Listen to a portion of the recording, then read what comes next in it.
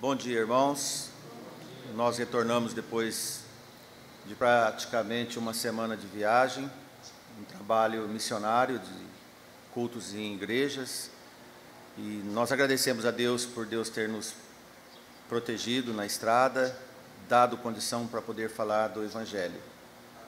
Amém, irmãos? Há alguns tempos atrás, eu acredito que 1 mês, 2 meses, um irmão me pediu para falar alguma coisa sobre um fenômeno que tem ocorrido, embora não seja novo, sobre os chamados desigrejados. É uma palavra nova, nem existe no nosso dicionário, isso chama-se neologismo.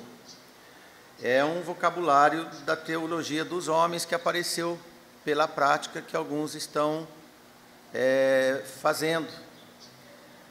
E como nós vemos, não é tão nova assim.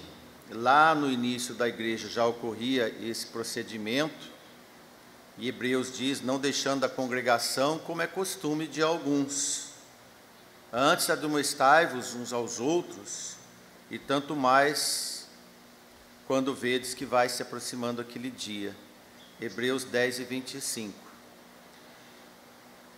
Essa atitude ela é atribuída aos cristãos professos que não concordam mais com a organização religiosa, a estrutura das igrejas, ou igrejas que têm algum problema eclesiástico, ou igrejas que se afastaram do evangelho verdadeiro, as chamadas igrejas apóstatas. Essas igrejas deram munição para abastecer o abandono dos bancos da igreja. Crentes sinceros não viram mais chance de permanecer em igrejas shows, por exemplo, igrejas de entretenimento, e igrejas que trocaram qualidade pelo número, preferiram mais população do que qualidade, trocaram a serenidade pelo gosto de caras joviais.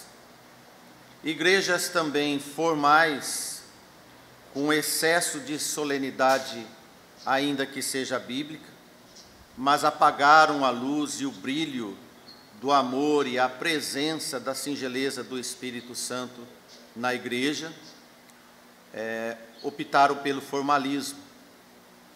Por esses e outros tantos eventos, pode parecer razoável abandonar a igreja por razão da desaprovação bíblica.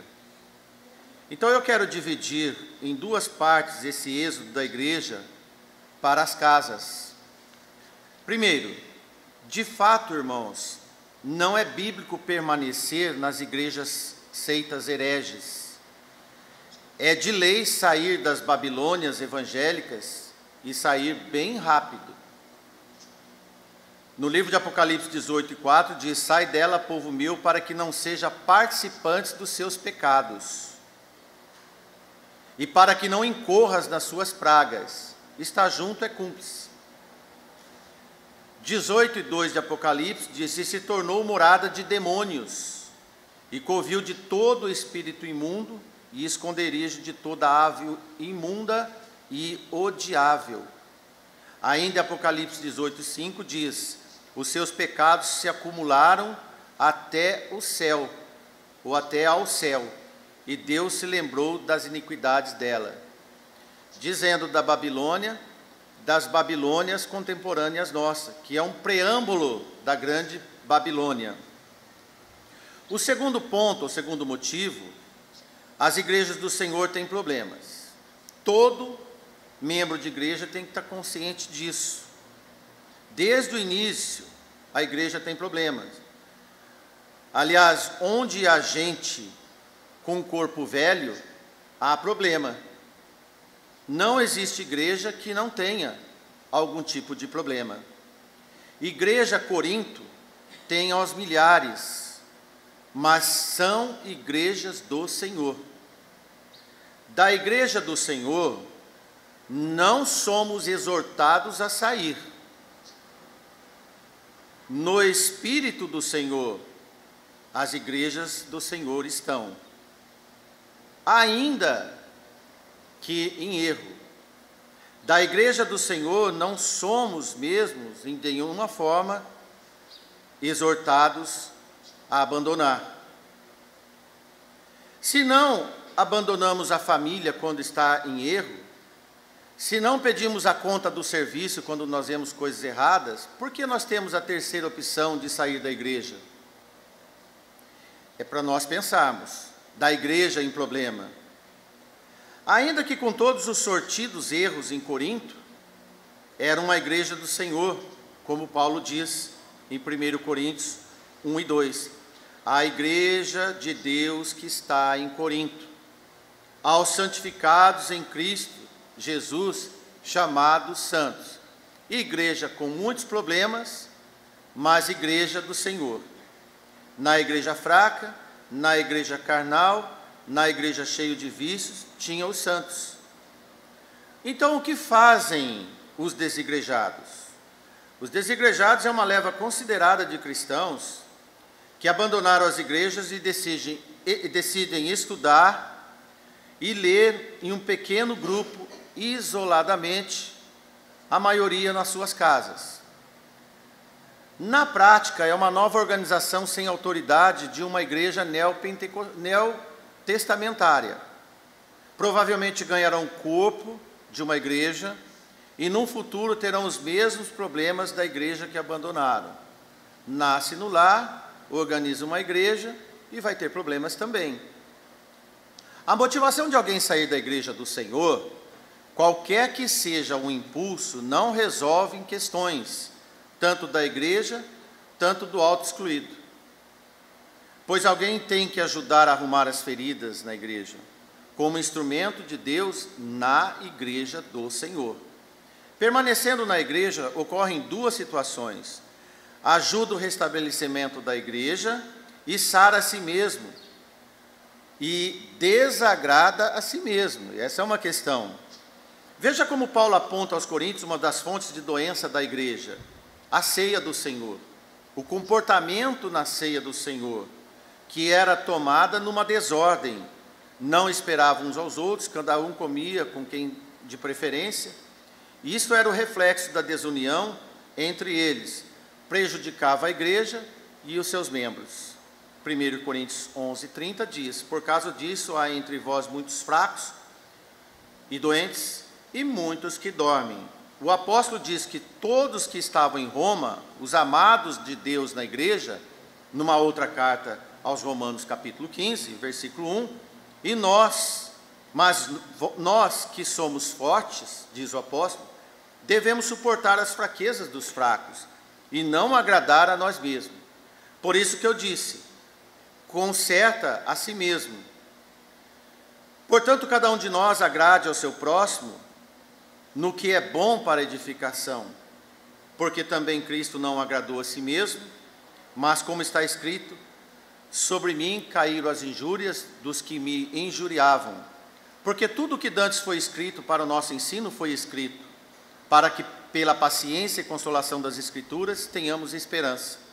Ora, o Deus de paciência e consolação vos conceda o mesmo sentimento, uns para com os outros, segundo Jesus Cristo, para que concordes a uma boca e glorifiqueis ao Deus e Pai de nosso Senhor Jesus Cristo. Portanto, recebei-vos uns aos outros, como também Cristo vos recebeu para a glória de Deus. Amém? Paulo dá à igreja de Roma um comportamento de abnegação, e que Cristo deu o maior exemplo. Para podermos convivermos juntos numa igreja, primeiro ponto, devemos renunciar a nós mesmos, para poder entender a fraqueza da igreja e de cada membro. No entanto, irmãos, a atitude dos desigrejados faz com que eles sofram mais do que aqueles que estão na igreja. Saíram para se aliviar de comprometimentos, de erros supostamente alheios, e acabam se isolando e tornando um erro em si próprio. Essa geração de cristãos que se consideram feridos pelo zelo que tem por amor e causa de Deus, e que por isso não deseja mais congregar e se envolver com igreja, problemas. Eles dizem que foram explorados demais, contrariados demais e que experimentaram tantos sofrimentos, decepções, desapontamentos, ao ponto de que a comunhão com a igreja não representa mais uma alternativa para eles, que há argumentos sobrecarregados que permanecem pode ter, aqueles que ficaram, talvez um pouco de cristianismo raiz ajude a superar esta suposta dor. Por exemplo, Paulo foi surrado, preso e decapitado, por causa da igreja, por causa do nome do Senhor. Felipe foi crucificado, Pedro crucificado também. Bartolomeu teve a pele arrancada do seu corpo. Tomé foi atravessado por uma lança enquanto orava e João foi exilado. Todos sofreram penas capitais, ou quase todos, pelo evangelho nas igrejas que representavam suas dificuldades. Em nenhum momento Jesus disse que o nosso chamado seria uma Disneylândia na convivência das primeiras coisas. Em nenhum momento a igreja é um entretenimento saudável, ainda que espiritual, lugar de dores. Apocalipse 21:4 diz: e Deus limpará de seus olhos toda lágrima, e não haverá mais morte, nem pranto, nem clamor, nem dor, porque as primeiras coisas já são passadas. Irmãos, a igreja do Senhor vive nas primeiras coisas. As primeiras coisas é dor, sofrimento e aflição. São dificuldades, o velho corpo está ainda aqui. A igreja sempre teve dificuldade, sempre terá, até a volta do nosso Senhor. E vai piorar. As próximas gerações foram desenhadas por Paulo, o evangelista Timóteo, na sua carta. Leia lá no capítulo 3. Podemos apontar nesse momento o versículo 12. E também todos os que piamente querem viver em Cristo padecerão perseguições, fora e dentro da igreja. Não deveria ser dentro da igreja, mas na igreja vai haver problema. Um tipo de implosão. Perseguições serão dentro e fora. Perseguições serão dentro e fora da família, dentro e fora da igreja. Os inimigos da cruz de Cristo estão em qualquer lugar. Refugiar em casa, encontraremos os inimigos caseiros. Isolar-se, encontrará em você mesmo o seu grande inimigo. Não tem como fugir de perseguições, mas o consolo encontraremos no Senhor. O Senhor atua na igreja dele, no corpo dele, que é a igreja, os membros.